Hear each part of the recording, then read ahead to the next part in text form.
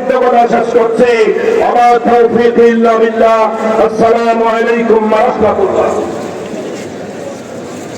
সংগ্রামী উপস্থিতি, এই পর্যায়ে আপনাদের সামনে বক্তব্য রাখার জন্য বিনীতভাবে অনুরোধ করছি বাংলাদেশ জামাত ইসলামী ফেনী জেলা শাখার সম্মানিত প্রচার ও মিডিয়া বিষয়ক সম্পাদক গণমানুষের নেতা জননেতা জনাব আরব আব্দুর রহিম ভাইকে এই পর্যায়ে বক্তব্য রাখবেন জনাব আরব আব্দুর রহিম।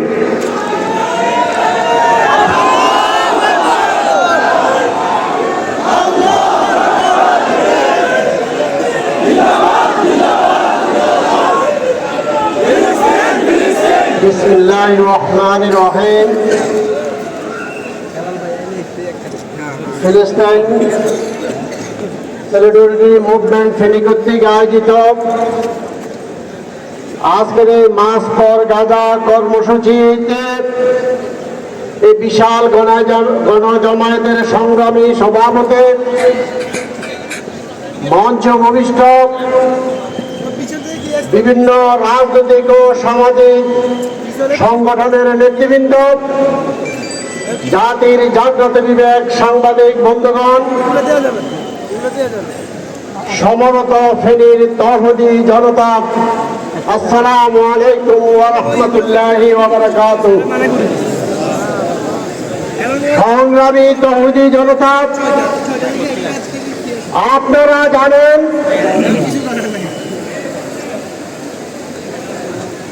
1923 সালের প্রথম বিশ্বযুদ্ধের পরে অটোমান সাম্রাজ্যের যখন পতন ঘটেছিল,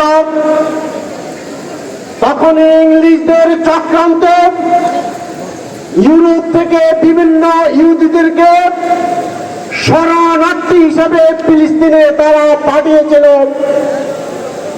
আর প্রথম বিশ্বযুদ্ধের 17 বছর পরে যখন পৃথিবীতে দ্বিতীয় বিশ্বযুদ্ধ শুরু হয়, সেই দ্বিতীয় যুদ্ধে জার্মানির হিটলার যে ইহুদি বিদেশি ছিল, প্রায় কথিত আছে 20 লক্ষ ইহুদিকে সে হত্যা করার পরে ইউরোপের সকল ইহুদিকে ইংরেজদের চক্রান্তের মধ্য দিয়ে ফিলিস্তিনি ভূখণ্ডে শরণার্থী হিসাবে পাঠিয়ে পর্যায়ক্রমে তারা ফিলিস্তিনি ভূখণ্ড দখল করে পৃথিবীর ইতিহাসে একমাত্র অবৈধ রাষ্ট্র হিসাবে তারা আজকে মুসলমানদের পবিত্র ভূমিকে তছনছ করে দিচ্ছে।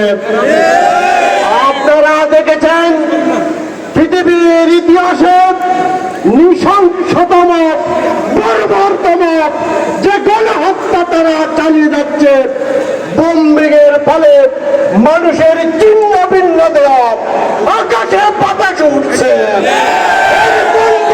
দৃশ্যের পরে পৃথিবীর কোন মুসলমান বসে থাকতে পারে না।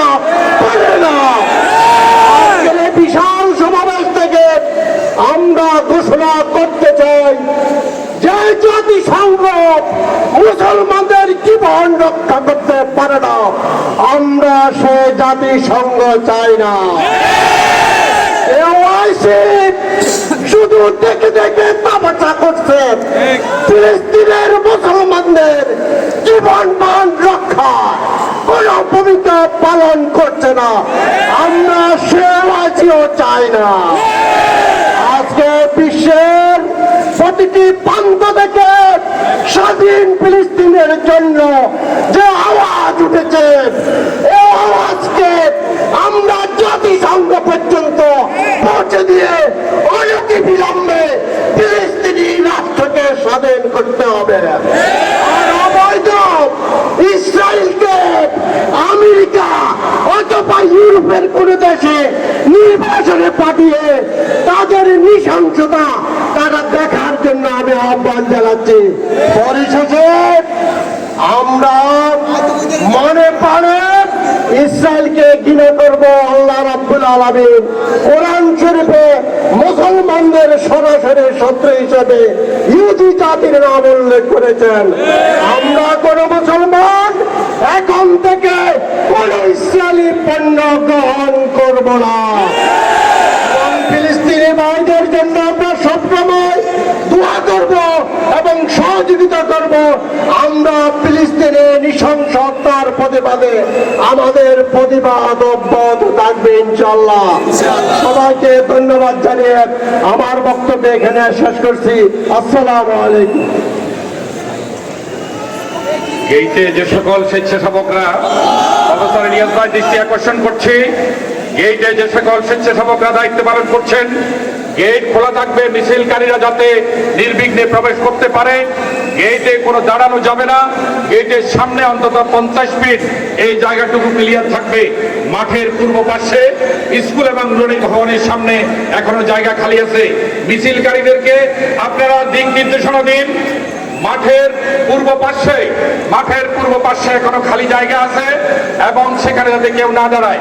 মঞ্চের বিষয়ে দায়িত্বশীলদের দৃষ্টি আকর্ষণ করছি, মঞ্চের পিছনে এখানে হাঁটা যাচ্ছে না, 2 সারি পরে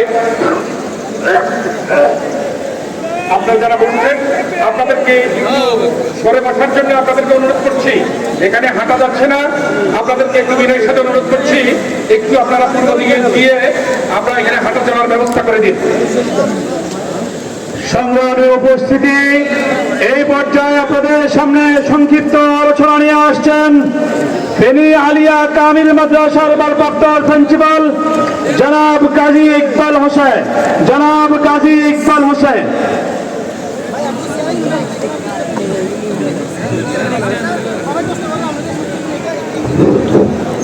আসসালামু আলাইকুম।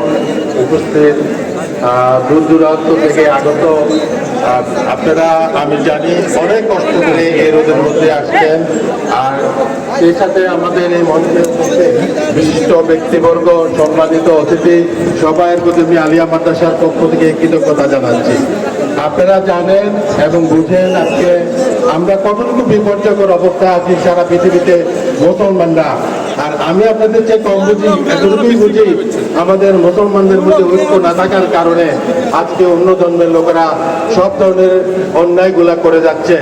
আমি বেশি কিছু বলবো না, শুধু এই কথাটাই বলবো, আমরা এই পর্যন্ত যতগুলা প্রসেসে আমরা আগাইছি, আমরা কিন্তু প্রায় সবগুলোতে পুরোপুরি সাকসেস হতে পারি নাই। এখন সময় এসেছে আমরা কি করব, আমরা নতুন কোনো পদ্ধতি, নতুন কোনো সিস্টেমের দিকে যাব, যেভাবে ইসরায়েলকে পুরোপুরি ধ্বংস করা যায়।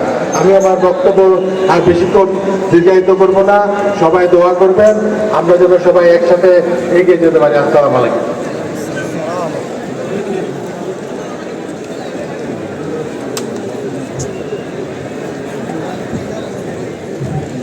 মাস পর গাজায় আগত সংগ্রামী বীর নিবাসী